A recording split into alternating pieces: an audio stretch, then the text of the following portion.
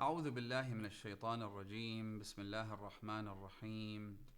الحمد لله رب العالمين، والصلاة والسلام على أشرف الأنبياء وسيد المرسلين وحبيب إله العالمين أبي القاسم محمد، وعلى أهل بيته الطيبين الطاهرين المعصومين المكرمين الغرر الميامين، سيما بقية الله في الأراضين وحجته على الخلائق أجمعين، سيدنا وإمام زماننا وصاحب نعمتنا وولي أمرنا، مهدي هذه الأمة وطاووس أهل الجنة، الحجة بن الحسن العسكري، فداه أرواح العالمين.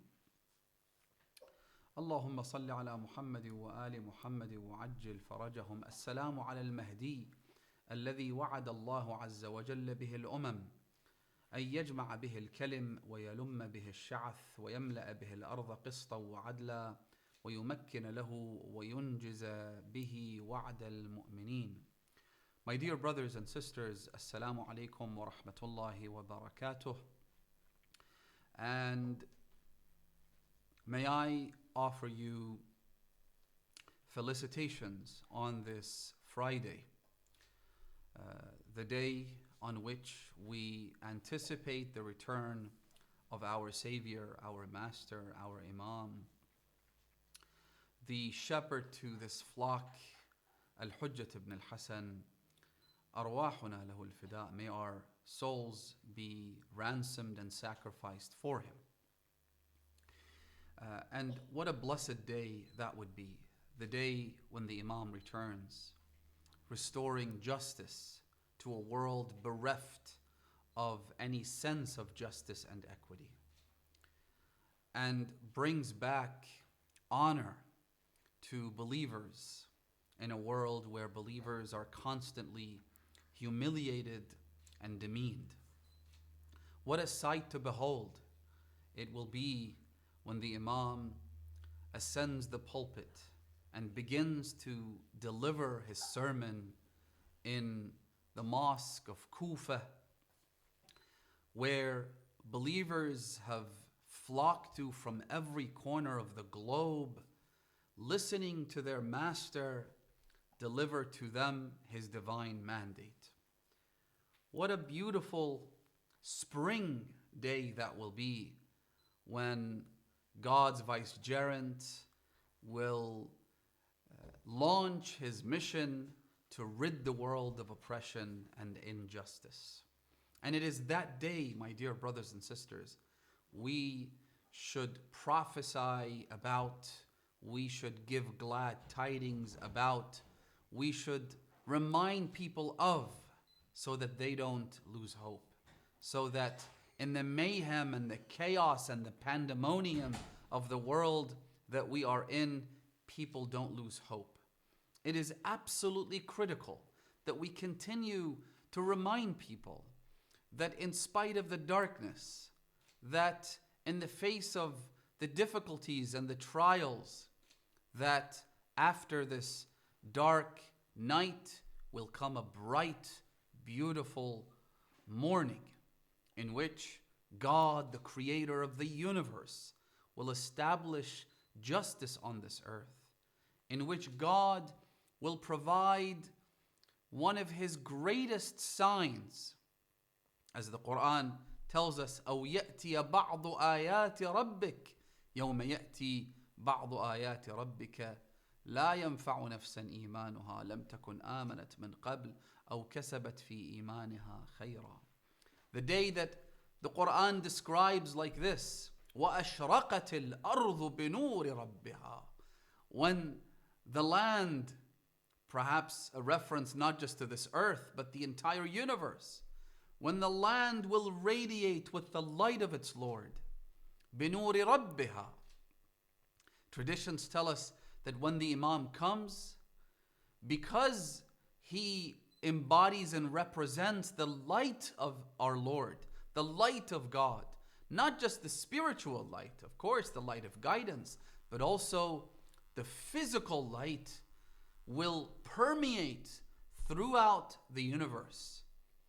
And this verse in the Holy Quran will manifest itself in the most material and physical forms. Traditions tell us that when the Imam comes, that the world will radiate and shine with such light, حتى يستغني الناس عن نور الشمس. People will, the light that he brings forth will suffice them from the light of the sun. His light will enter through every window, every door. Everyone will be blinded by that incredible illuminating light. That day is a day we should tell our families about. Our children should know about this. Everyone should know that there is going to be a bright future for humanity. There's going to be a future where the good, the righteous, the moral, the virtuous, the ethical, those who align themselves with the creator of the universe will have their day. They will see a day in which they are honored. They will be honored, they will be elevated, they will be respected, they will receive their due respect in this world, even before the afterlife. We ask Allah subhanahu wa ta'ala to bring about His reappearance. We ask Allah to keep us on His path and to give us the backing and the support, because He knows that we need that support. He knows that trials and tribulations get harder and harder for those who are on the path of seeking the knowledge of the Ahlul Bayt, on the path of becoming members of His army. Not taking up physical arms, but defending the faith against spiritual weaponry and armory. This is what you and I are trying to do here. Because intellectual weapons are more deadly than physical weapons. And we've talked about that at great length. Intellectual weapons take our faith away from us, whereas physical weapons may take our life. But then, as the Quran tells us in the story of the Pharaoh and the sorcerers, who tell him that if you want to kill us, fine, go ahead and kill us. You only control this world. You only control this realm. If you take our lives, we will live for eternity under the shadow of God's mercy. But if they're able to take our faith, if they're able to take our values, if they're able to take our beliefs from us, then that is the true manifestation of death. Allahumma salli ala Muhammad wa ali Muhammad wa ajjal farajahum. And with that introduction, let us begin the class today, which, as you know, is Christianity 110. Alhamdulillah, it's been 10 sessions in this class. I think we will have another 2 sessions after this. And after that, we will then begin assessments and tests and whatnot before we take a very well-deserved break for both the teachers, the instructors, as well as our dear students. May Allah bless you all. So, I actually forgot to ask if everything was in order. Sound, video, you can see all that. Hopefully no issues, no problems. All right, fantastic. And by the way, salamu alaikum to all of you who have said salams. May Allah bless you. So, let's go to our slides here.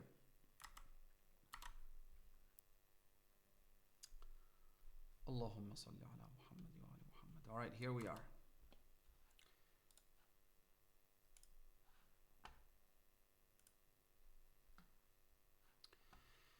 So, as I said, Christianity 110. In the previous session, we talked about, let's actually try and put this video away. I don't think too many people would be interested in this mugshot. All right. So in the previous session, we talked about distortions. And we said that the inconsistencies and contradictions that we find throughout the Christian Bible, otherwise known as the New Testament, otherwise known as just the Bible, are too great for us to dismiss. And we mentioned some examples of that. And so what I want to do today is very briefly talk about the ministry of Jesus, right? There are some interesting and very surprising things in that topic. But again, in the interest of time and brevity, we will only cover them briefly. So, Christianity in the first century covers the formative history of Christianity from the start of the ministry of Jesus to the death of the last of the 12 apostles, right? So this is what's commonly referred to as the first century of Christianity. So from the first year number 1, Common Era, or AD, when Jesus is born, up until about 100 years after that, that is when the last of the 12 apostles died. And that is considered the initial formative phase in the early Christian faith and the development of the faith. Obviously, a lot of other changes happened later on, but these 100 years were absolutely critical. But more critical still, as you would imagine, would be the ministry of Jesus, right? In other words, the time that Jesus himself spent in preaching his message.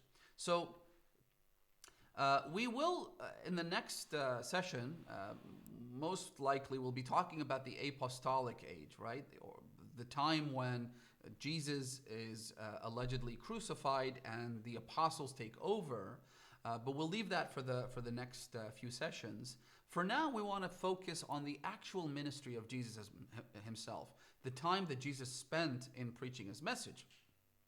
So, quick definition, in the Christian Gospels, the ministry of Jesus begins not with his birth, but with his baptism in the countryside of Palestine and Transjordan, near the River Jordan, by John the Baptist. So, essentially what we're talking about here is that from the birth of Jesus up until the point when he gets baptized, there is almost nothing happening in Jesus' life.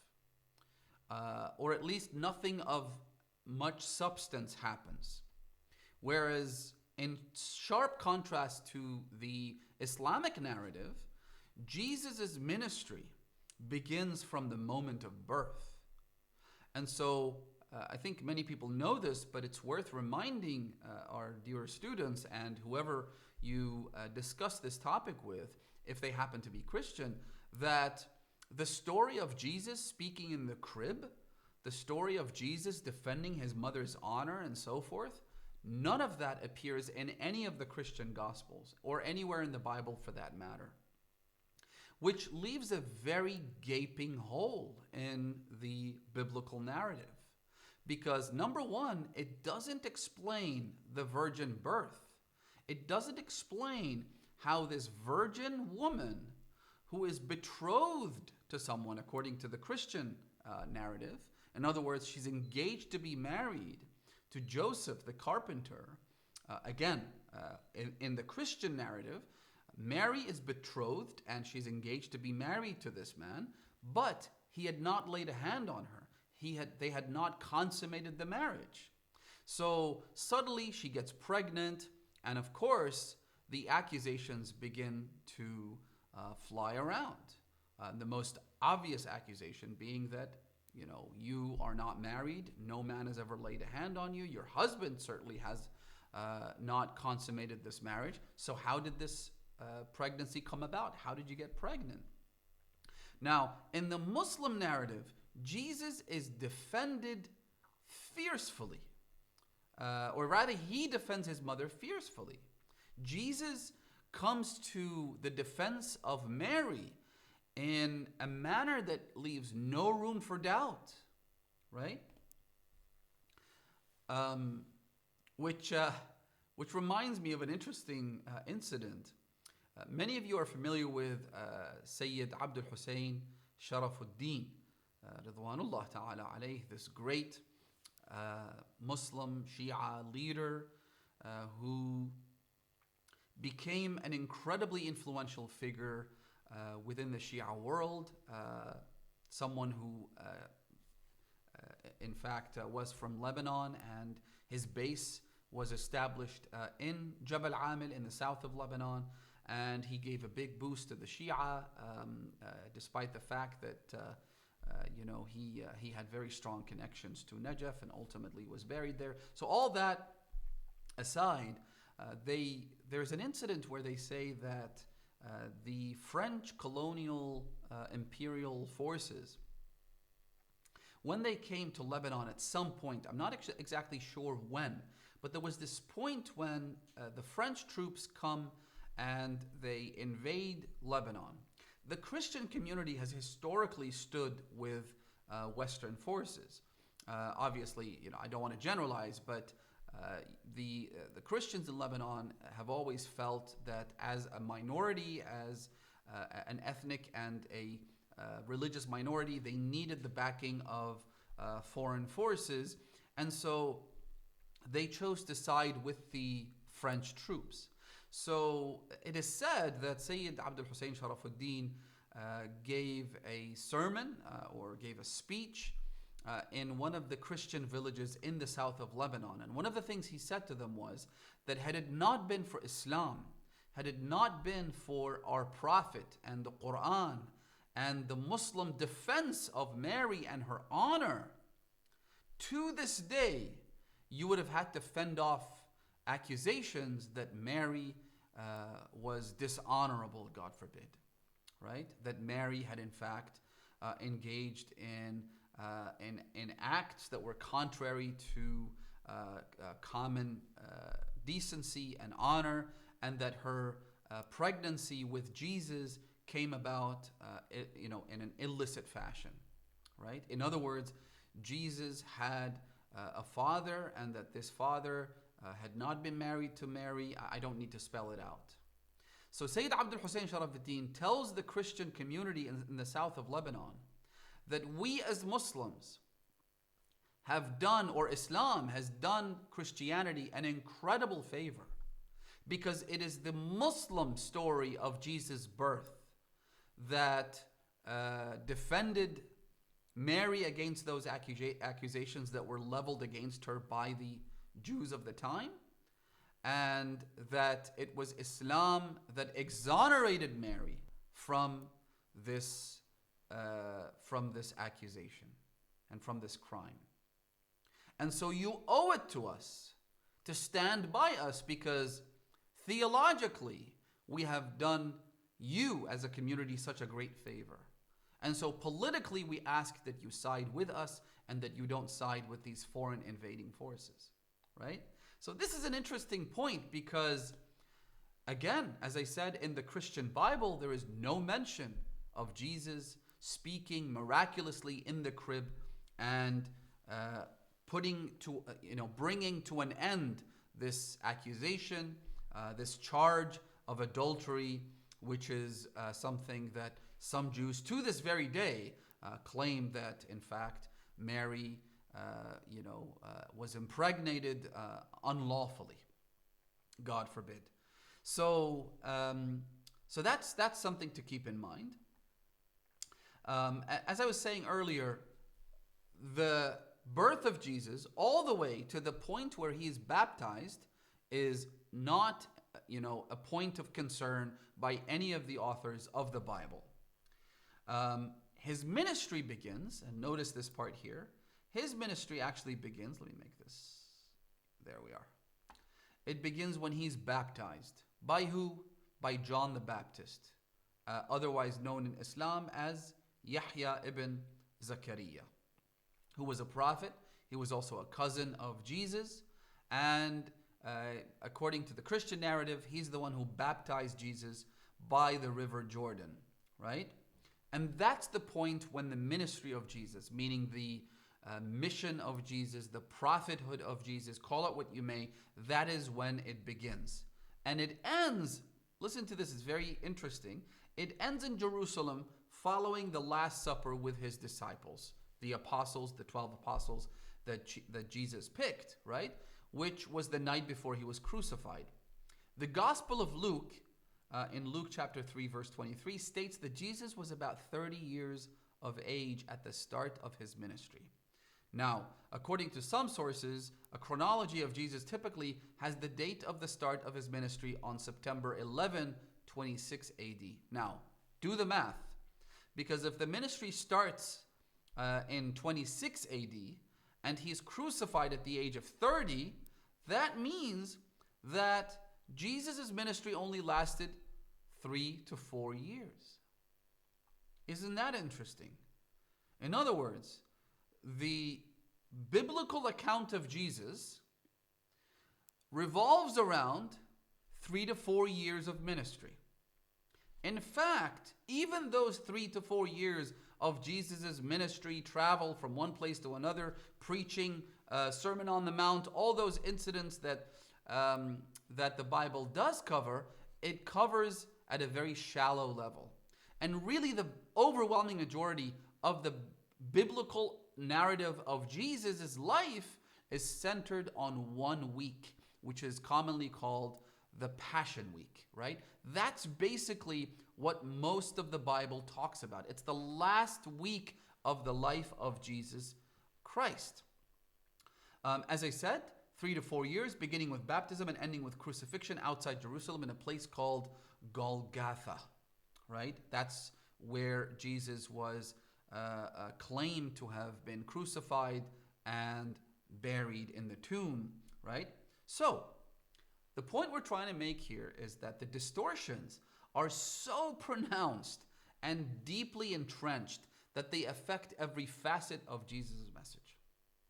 Unfortunately, it's not only the bigger issues that are either omitted from the biblical narrative of Jesus' life, but also minute details. Also, from the smallest to the biggest things, we see distortion, we see evidence of tampering, we see all manner of problematic things. I want to give you 2 examples in this class, inshallah. The first is about Jesus and wine, right? There are articles out there that you can refer to which talk about alcohol in the Bible, or incidents where wine appears in stories that have something to do with Jesus. But I want to give you just a couple of examples about the distortion that happens. So we've got here, look at this carefully, we've got this Last Supper. I'm sure a lot of you are familiar with Michelangelo's masterpiece, The Last Supper, which I think is painted on the ceiling of the Sistine Chapel. I'm not sure exactly, but I think that's where it is. Essentially, you see this picture and this painting, and you've got Jesus, and in one hand he has a piece of bread, and in the other he's got wine, right? If you ask any Christian, particularly Catholics, drinking of wine and breaking and eating that bread is part of their weekly rituals, right? It's part of the Eucharist. It's something that happens week in and week out. And so you have this image that's created about Jesus drinking wine, offering wine to his disciples, to the apostles, on the Last Supper, which is the last meal that Jesus supposedly had with his disciples. And it just so happened to be a Passover meal, right? And it's there that Jesus does the following, right? So this is in Luke 22. And he took bread, gave thanks, and broke it, and gave it to them, saying, "This is my body given for you. Do this in remembrance of me." In the same way, this is verse 20, 19 to 20, right? So verse 20 says, "In the same way, after the supper, he took the cup, saying, 'This cup is the new covenant in my blood, which is poured out for you.'" Okay? And again, you'll see this mentioned over and over again in multiple Gospels, in different letters by Paul. You will see that the story of the Last Supper is such a central part of the life and ministry of Jesus in the Bible. It's part of pop culture. You see this being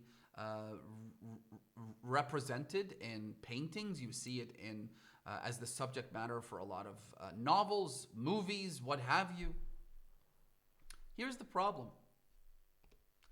There is no mention of wine. Almost anywhere in the different versions of this story, what you do find is references made to a cup. Let me lock this here, make it easier. You see a cup being mentioned, right? He took the cup. This cup is the new covenant in my blood, right? Where is the mention of wine? Where is Jesus drinking wine?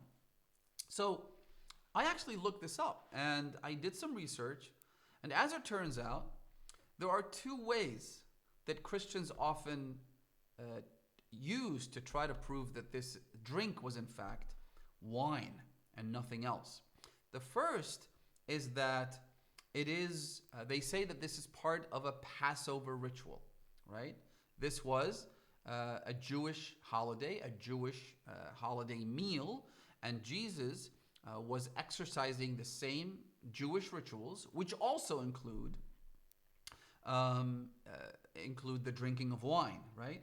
So the problem here is that Christian scholars have used Jewish Passover rituals as proof that the drink was alcoholic, which is a terrible way to interpret the actions of a divine deity. Remember, Jesus is God according to Christians.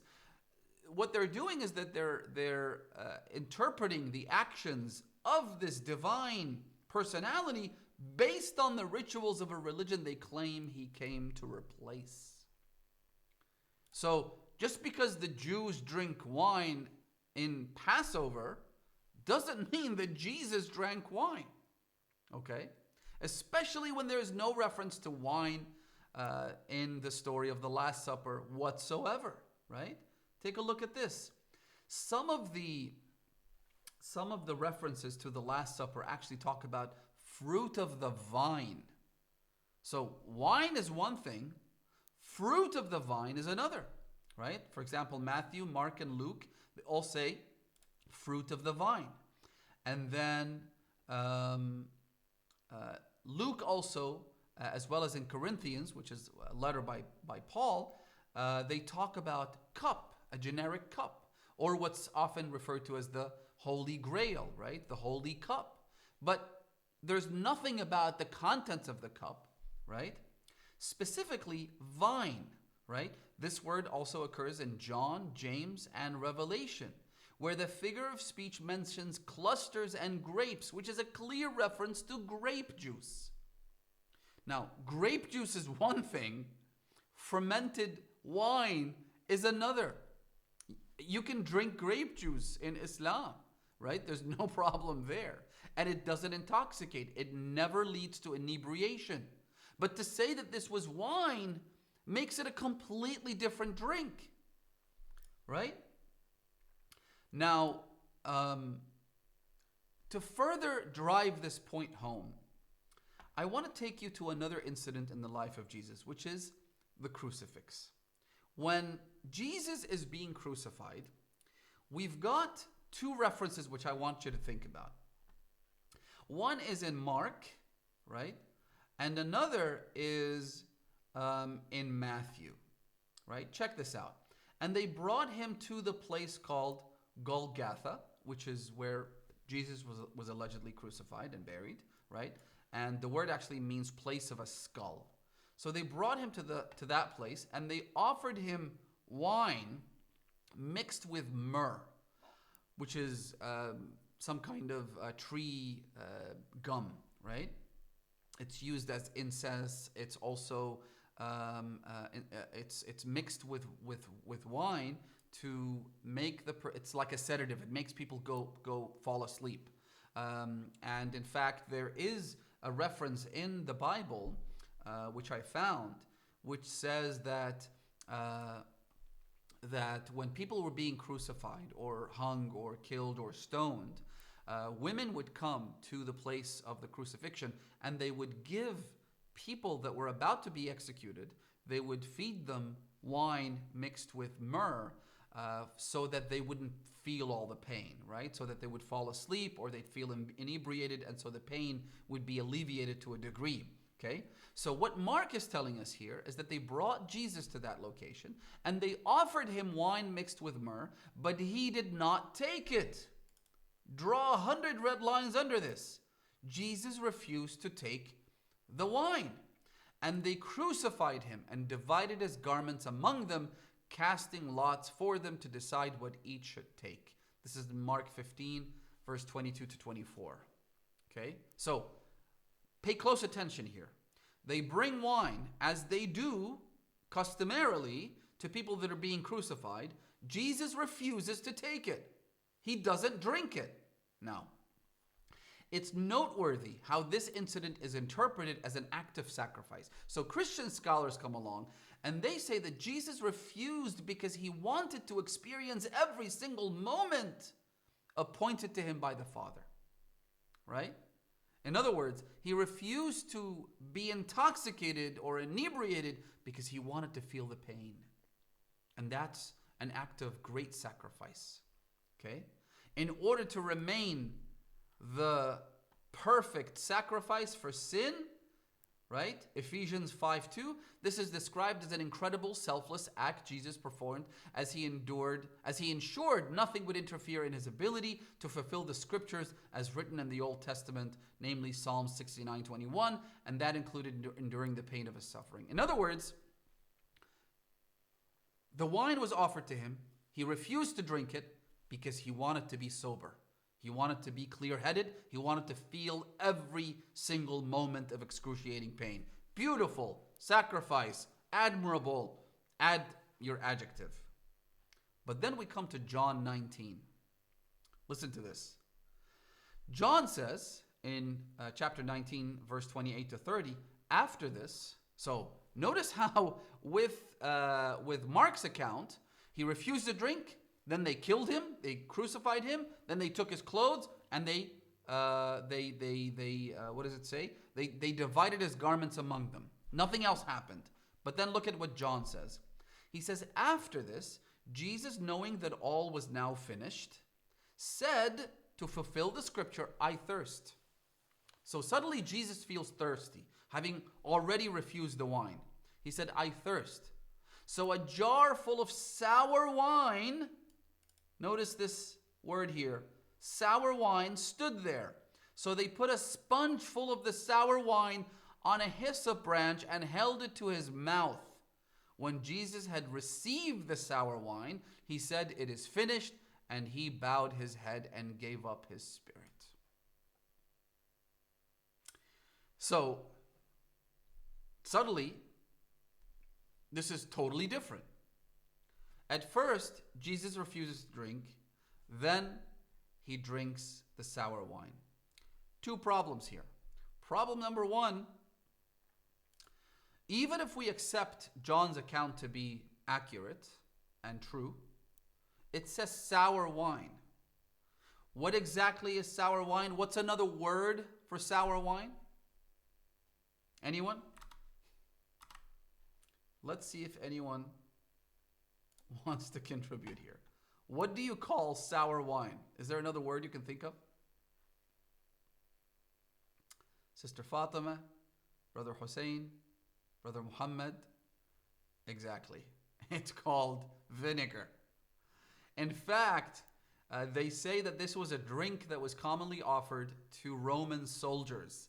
It was a cheap drink. It was a means of giving them strength and power. It was meant to keep them going, right? You don't give someone wine and expect them to keep going and to continue to fight and to carry out their duties as a soldier, right? You give them sour wine, which is AKA vinegar, okay? That is if we accept this account. And if we decide that this is a contradiction to Mark's account, which is much more likely. Because remember, Mark said that Jesus refused to drink, then died. That was the end. Finito, as they would probably not say in Roman. I don't know what they say in Roman, in Latin. But my point here is that suddenly John comes and he inserts this new thing where Jesus says, I'm thirsty, and they offer him the wine, the sour wine. It's a blatant inconsistency and a contradiction, and there's no way to reconcile between these two. But it does make sense, though, doesn't it?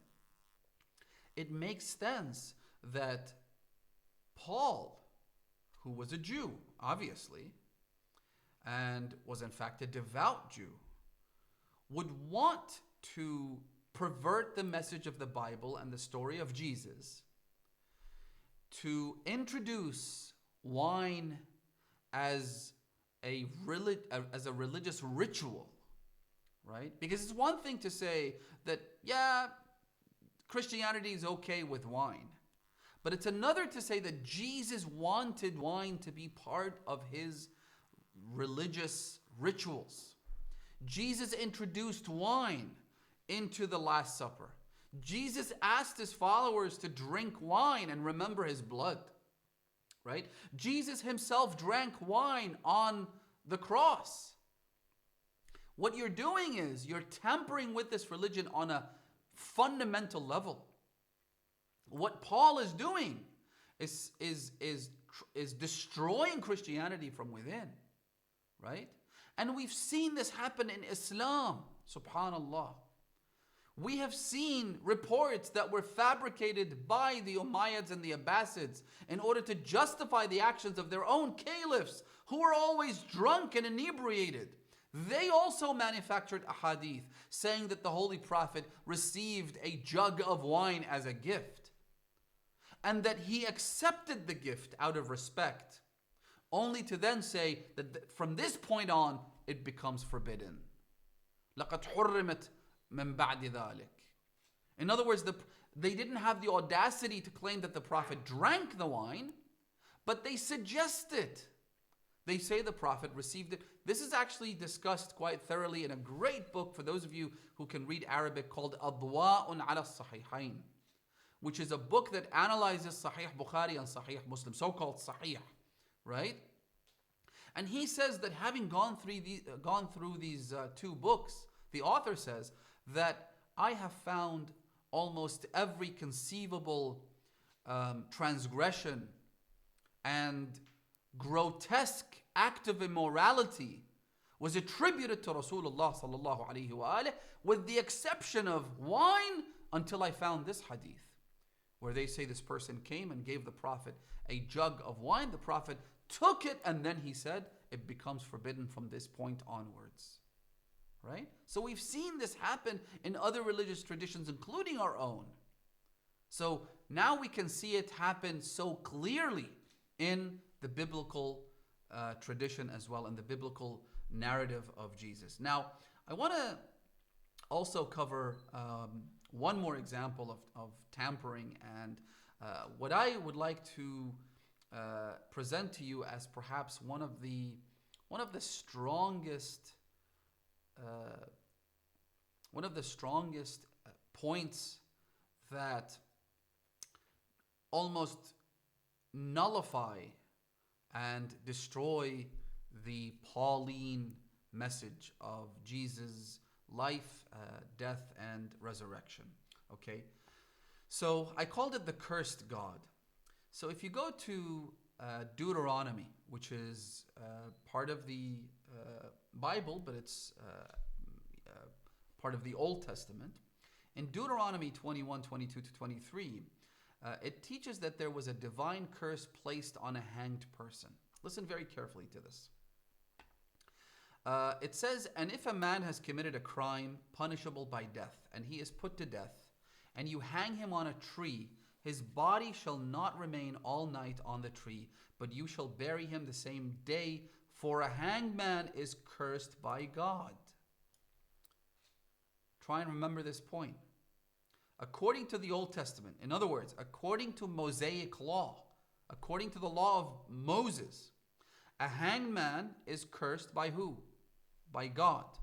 You shall not defile you shall not defile your land that the Lord your God is giving you for an inheritance. In other words, according to Jewish law, a lot of the crimes were punishable by stoning, right? Or by crucifixion. And so what would happen is, according to this law, anybody who's crucified or stoned to death, anyone who was punished for a crime that they committed, they become a curse. That body becomes a curse.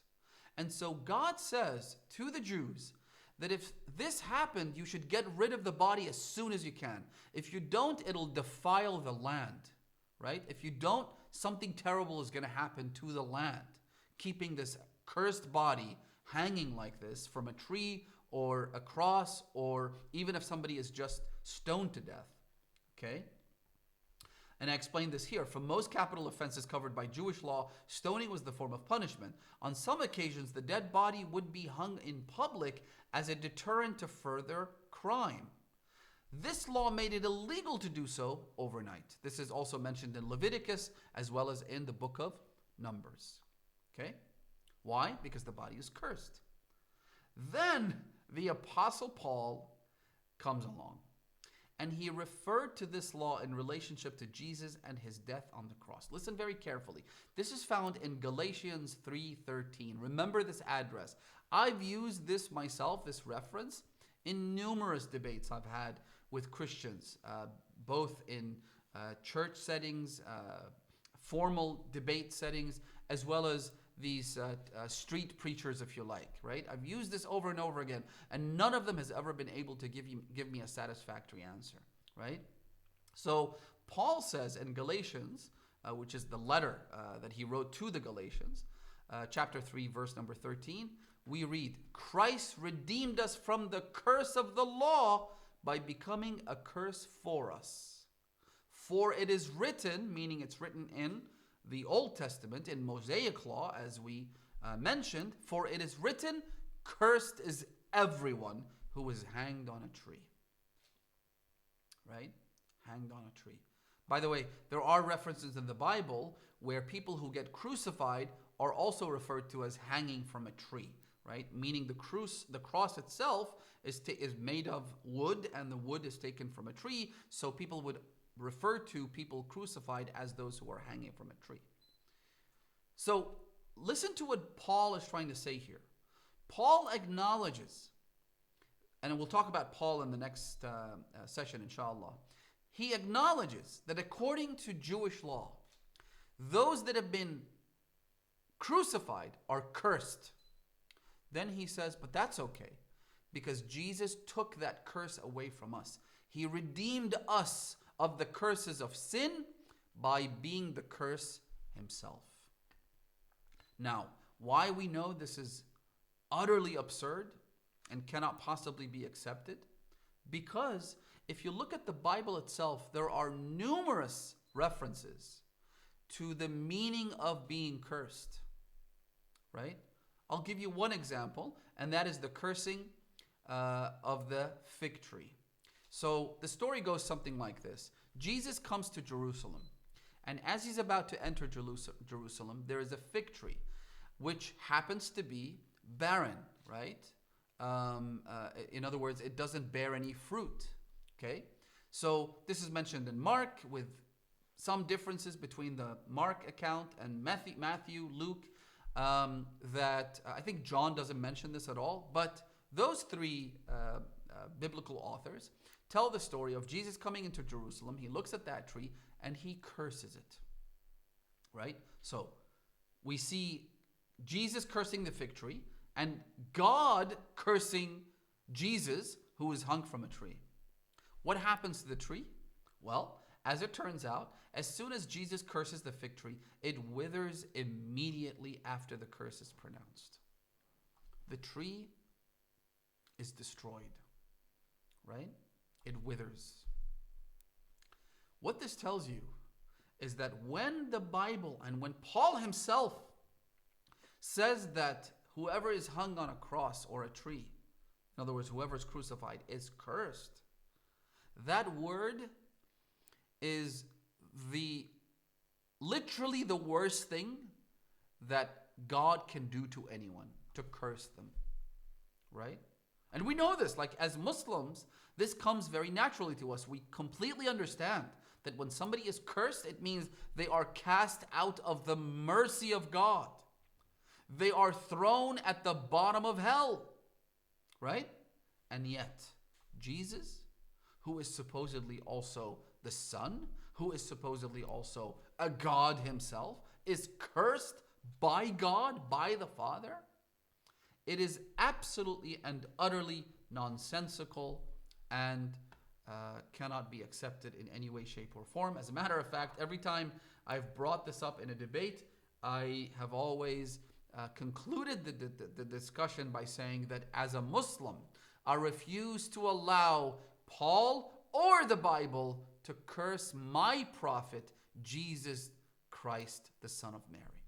As a Muslim, I can't let you. And I think you can imagine how perplexed these Christian missionaries would be when I say that to them, because as a Muslim, suddenly I am defending Jesus from them and their own books, right? So they kind of panic and they go back and forth and they try to justify it. But of course, there is no way you can justify it. No possible conceivable means of justifying Jesus being cursed, right? But Paul is trying to drive this point home. The idea that Jesus redeemed us, the idea that Jesus took the punishment on behalf of humans, right? What they refer to as substitutionary atonement. He atoned us of our original sin by substituting himself for us. And so in doing so, he kind of overreaches. He oversteps his boundaries. And he says, he was in fact cursed. Because the only way you can reconcile the idea that Moses said anyone who's crucified is cursed, and that Jesus was crucified. Of course, we as Muslims believe he was never crucified.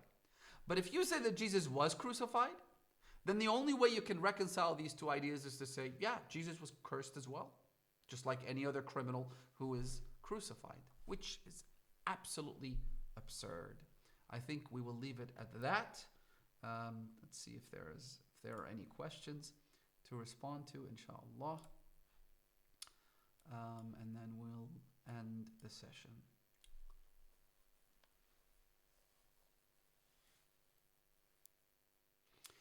So Sister Florence, all the way from, I believe, Los Angeles, where it's super early, says, Assalamu alaikum. I was wondering whether the assessments will be from the course we're taking this term or will cover everything we've learned so far.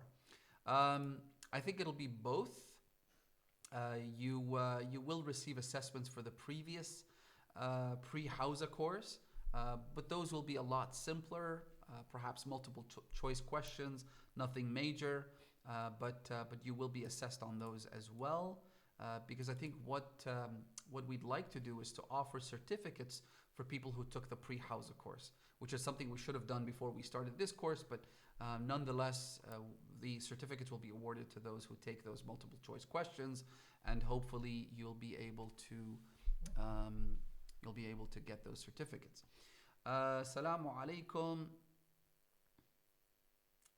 I hope we'll come back to finish some aspects of Islamic beliefs we started in pre-Hausa, such as eschatology, also concept of imama and other pillars of Islam. Oh, absolutely. So imama, it's going to be discussed in its own course. We haven't started that yet, so that's definitely something that's that's part of the curriculum. If you refer to the curriculum for the Diploma of Islamic Studies that we have sent before. As for eschatology, I think there are some discussions left. I'll have to double check with the course instructor, but yeah, inshallah, we will do so. What is your opinion on Orthodox Christianity, since they tend to tradition? Does that mean that they are closer to us than the other sects? Not so much, because even with Orthodox Christianity, the central tenet of their faith is still the divinity of Christ. And the divinity of Christ is exactly you know, the main point of contention between Islam and Christianity. So there might be some aspects of their faith that are closer to Islam, maybe some rituals, some of the minor beliefs perhaps, but all in all, you know, we still have these outstanding issues that we need to resolve. If we don't believe, so Sister Zainab says, if we don't believe in Jesus being crucified, then doesn't it matter if he drank, I think what you mean is if he drank wine or not before being crucified, or what the Bible says about it?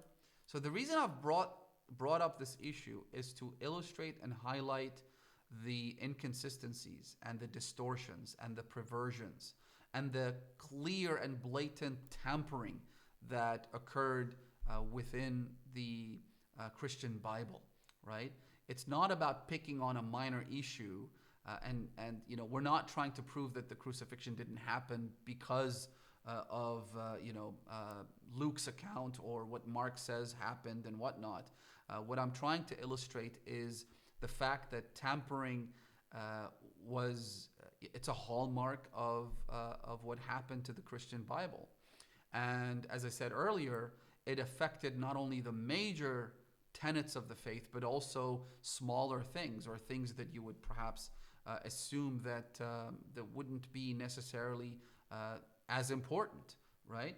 So the drinking of the wine, I feel is an important issue, right? I remember I once, in fact, debated with a Catholic priest, and I said to him, look, as Muslims, we cannot fathom the idea that Jesus would drink wine, because to drink wine it basically means you don't value your lucidity, right? It means you're gonna become drunk. You'll be intoxicated. That's what happens when you drink wine. And so, as a prophet of God, or according to your belief, which of course we reject, but according to you, you say he was God. What kind of a God would become inebriated? What kind of a God would want to take away his faculty of reason? I mean, does that add up in any way, shape, or form? And so his response to me was, look, this is our belief, you have your beliefs, let's not get into that. And so that was the end of the conversation.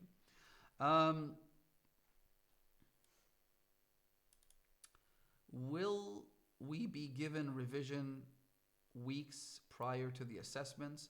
How many? Thank you. So we were actually discussing this with the other teachers and instructors just today, and we're trying to sort out the mechanics of it. But I think we will do that, because the hope is that we would finish classes before Muharram, or as close to Muharram as possible. So what we might do is have the next two sessions, the next 2 weeks, I should say, of classes, and then we'd give you maybe a break for about a week or so, and then we'd give you the assessments, and the assessments would then be evaluated, and the results will be handed to you, inshallah, just before Muharram, right? Something along those lines. So we're working on it. Bear with us. You'll hear about this soon enough. We've got 2 more questions. Let's see if we can cover those.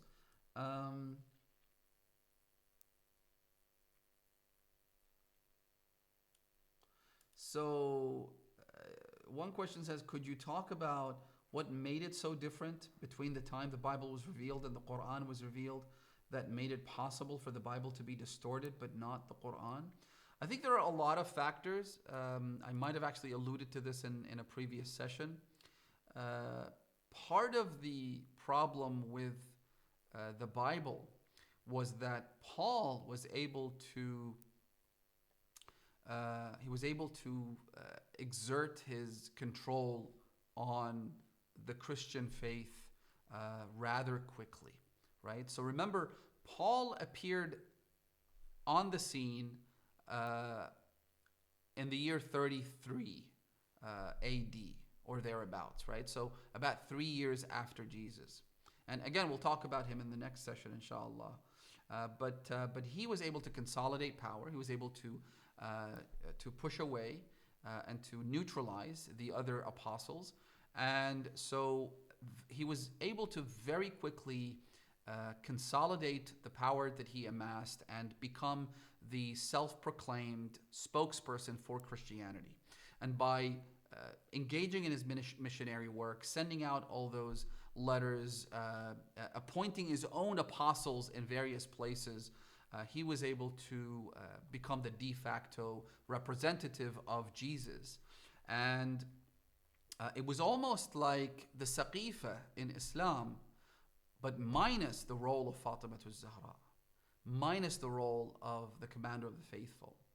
And you can imagine that had the Saqifa happened and Fatima Zahra was not part of the equation, and her sermon, her defiance, what happened at the door of the house of Fatima alayha salatu wassalam, you could imagine that Islam would have ended up with in a similar position and would have had a similar fate.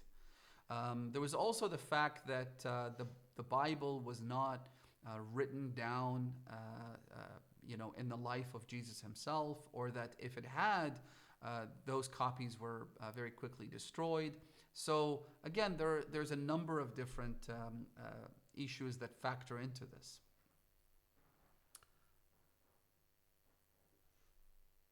Okay. Sister Amira says, I've recently joined this course, so it'd be really helpful if we're able to access all the pre-Hawza. Yeah, absolutely. You can access all the pre-Hawza classes. This is available to everyone. I think maybe some of the other students would be able to share the links. We'll try and share the links to the pre-Hawza classes in the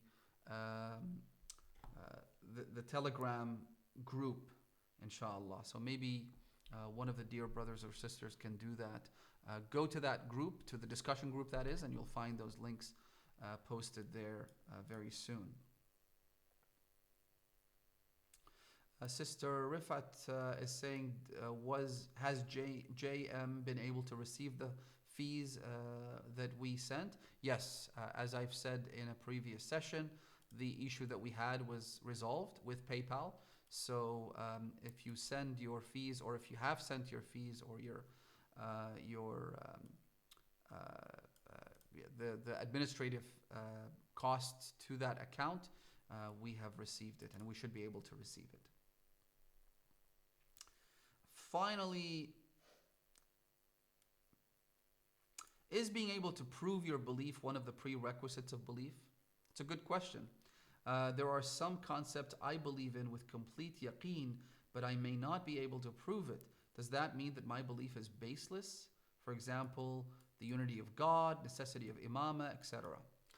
The answer is no. You don't have to be able to defend your belief or to prove why you believe in the things that you believe. What you do need is certainty, right? What you absolutely need is, as you put it, yaqeen. You need basira, meaning you should know why you believe in these things. But proving it to other people is a whole other matter. Sometimes you have individuals whose speaking skills aren't up to the standard necessary for them to engage in back and forth discussions and prove all of these things. But you need to have yaqeen.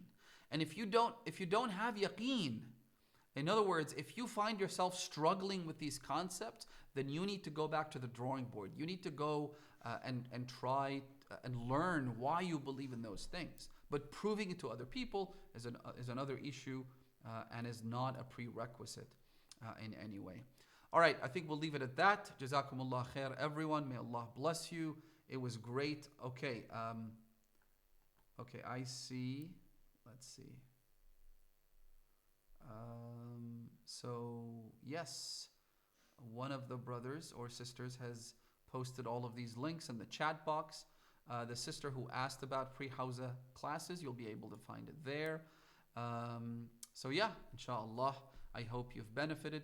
Do keep me in your prayers and du'as. I absolutely need them, as I will keep you in mind. أقول قولي هذا وأستغفر الله لي ولكم والحمد لله رب العالمين وصلى اللهم على محمد وآله الطيبين المعصومين الطاهرين والسلام عليكم ورحمة الله وبركاته.